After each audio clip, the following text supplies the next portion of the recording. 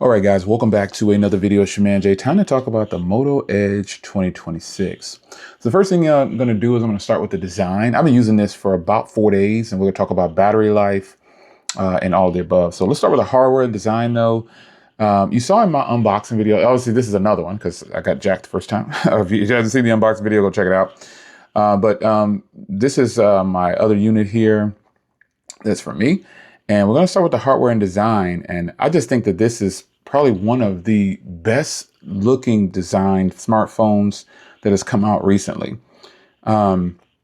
Hardware, everything. It is perfect in a sense of the way it feels, the design overall element, how they've put this together. It's just good. The size of it, everything is spot on for a cell phone that can be used in today's market. And people would think it costs $1,000 or more. This actually looks really, really good. Now, feel in hand, it's a 6.3-inch display, so the overall feel and footprint of the phone isn't very big. But 6.3 is big, but I don't know why all companies now are making these ginormous displays and big phones feeling like this is what everyone wants. That's just not the case. So you've got on the back here, this is a texture back. And one con about the hardware is that it only comes in this one color, which is strange to me. And then it only comes in 128 gigs.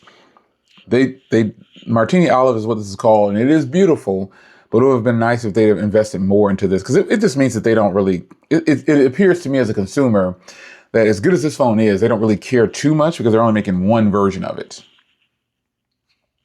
Yeah, that's all they've done. But that aside, this is a beautiful color. Not a fan of the memory option. Obviously, 128 gigs in 2026 is a joke, and especially for $600. It is a joke. It shouldn't even be a thing, and they're wrong for that. They should have come with 256 right out the gate, but they didn't. So that's definitely a strike against them. And then also only coming with one variation in general in one color. It's weird. But again, with that said, this is beautiful hardware around here. You got this textured back here. You got the 4-camera array here. You got your power button, your volume rocker. And you got this Moto AI key here and on the top here. And this does have stereo speakers. And it has got microphones to cancel out noise. You got your SIM tray on the bottom, Type-C, and a speaker on the bottom. So facial recognition is extraordinarily fast. I'm using this on Visible Wireless. Obviously, that's my primary carrier. I also have Google Fi, and it works on both. I'm using it on my primary carrier right now, and I think this beautiful screen up here. I'm going to show you exactly how beautiful it is right now.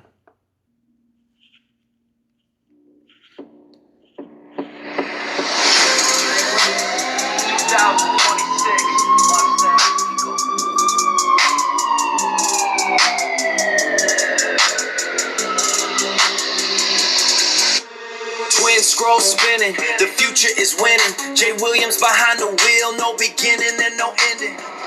All right, guys, welcome back to another video. Beautiful display, beautiful stereo speakers.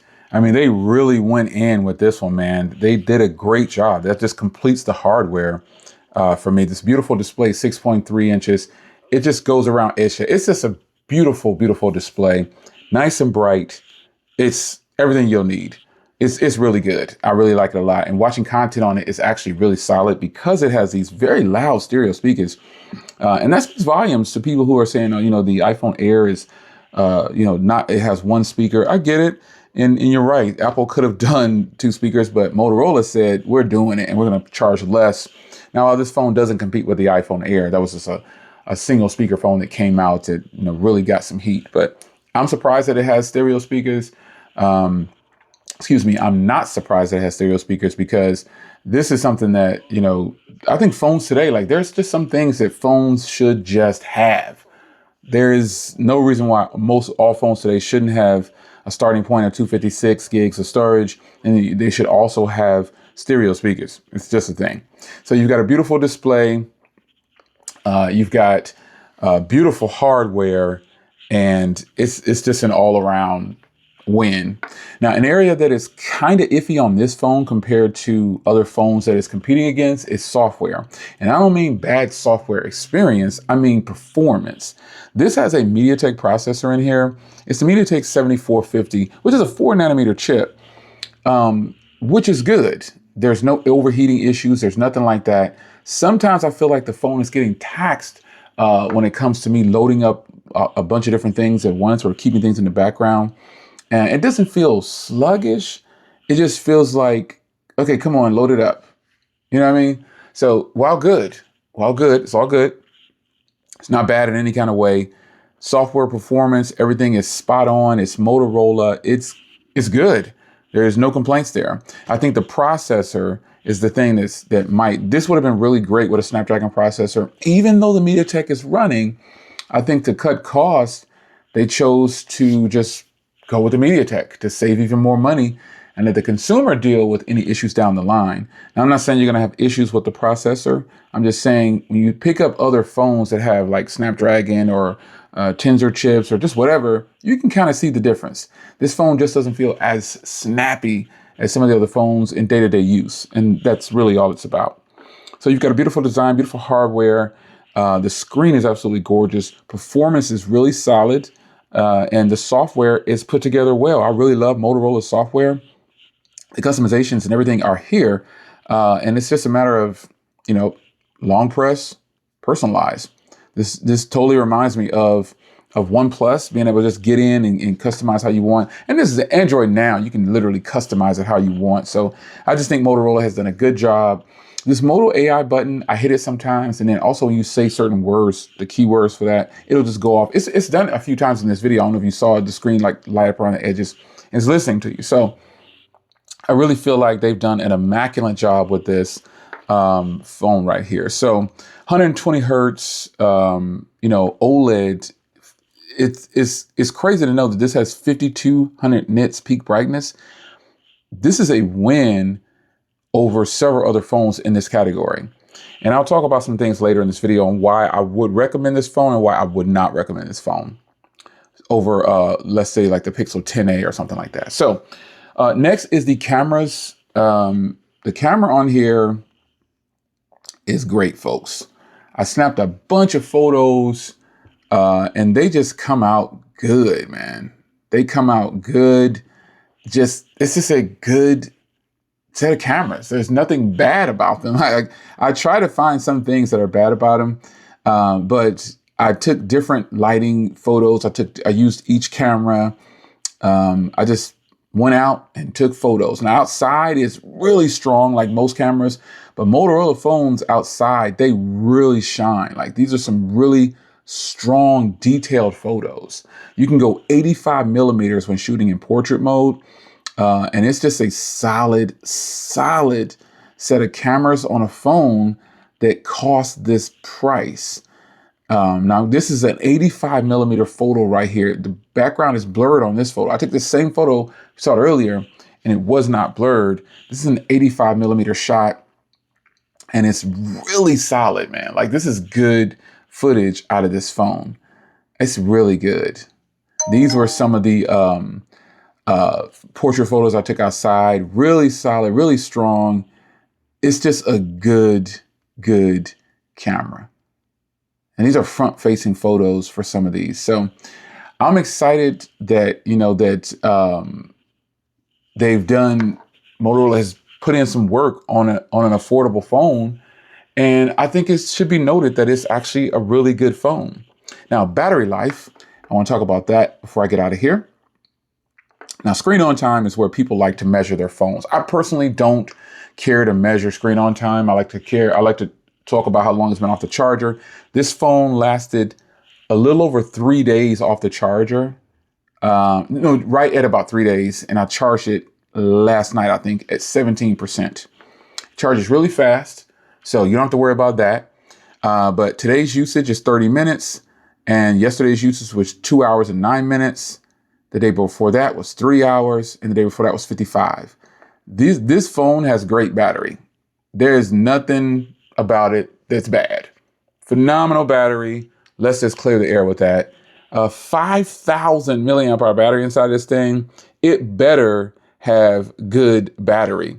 It charges at 68 watts too, which is really fast. And it does wireless charging at 15 watts. So phones are getting there for the overall complete package for the everyday consumer. But when I say getting there, let's talk about, again, comparing this phone now. Now I'm going to talk about why I would not recommend this phone to the average consumer, just based on pretty much those two things I said earlier. Only one memory option, no SD card, and one color. Some consumers now want different colors. Now, I highly recommend the Pixel 10a or the Pixel 9a over this phone for the cameras are good on the Pixel 10a and 9a, but the video is where Google tends to lack a little bit against everybody. But this phone has a better display, better battery, takes just as good photos, better video, charges faster in a lot of areas. And the hardware is better than the Pixel 10a and 9a. But the Pixel 10a and 9a have 256 gig storage options. It's probably going to have better software support if that's important to you. The hardware, again, isn't as good. The screen, while it's not as bright as this phone right here, it still is good. The Pixel 10a and 9a are really good. And then you're gonna have the Tensor chip. Some people frown on the Tensor chip, but it is a 4 nanometer chip, folks. It's not a bad phone at all. I haven't had any issues with like overheating with the Pixels lately. Since those, I mean, I shouldn't say lately, but years back when they had, yeah, it was a lot of problems with overheating with Pixels. But you know, the Pixel also has Bluetooth 6.0. It has Type-C 3.2. This has 2.0. So there's the areas where companies try to cut corners, and you know, you think you can tell, but you really can't.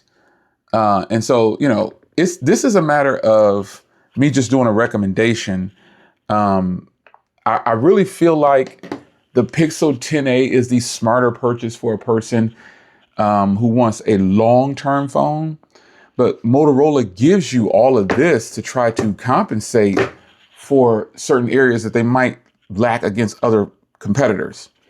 And this is a good package deal. Google isn't doing this. Google isn't giving you a smartwatch, earbuds, and a phone. And it would be nice if they did. It would be nice if they did, but they did not. That is why Motorola is winning in some areas. But I just feel like this is such a much better looking phone than the Pixel. The battery is spot on with the Pixel. The Pixel has a 5100 milliamp hour battery, but this battery life is really good, man. I don't know that I went almost 4 days in my Pixel 9a. And the 10a might be able to do it, but this phone just feels so much better than the 10a and the 9a could ever feel. It even looks better. And, you know, sometimes that means a lot to consumers. So this phone is great, man. I highly recommend this phone. But if a person is looking for like a long term, like you're one of those people who you really are not going to sell your phone or trade out of your phone for 5 to 7 years, then the 9a and the 10a are looking pretty good. I think in one of my videos, I said Google has a problem because this phone came out. Oh yeah, it looks the part. It does a few things better than the Pixel. But, you know, I think that software support that you get from the Pixel, and then, you know, the storage options, nothing is really beating Google for their photos in this range here. And it's good that they have like top tier cameras on here, and video is phenomenal on here. But I just, you know, after using it, I recommend it. I guess I'll say if you don't care about memory options and only getting one version of this,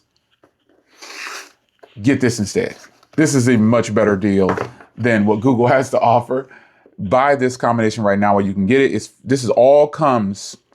You get all of this for freaking $5.99. So get this if you don't care about the memory option and you want a very solid combination here. This is an amazing phone, man. So get this if you don't care about storage options and colors. And if you care about storage options and colors and things like that and software, like 5 to 7 year software support, then the Google Pixel is for you. Yeah, because these cameras, they're not getting destroyed by the Pixel cameras, but they definitely don't match Pixel's photos for sure. Anyway, it's your man Jay, and the Moto Edge is a straight win.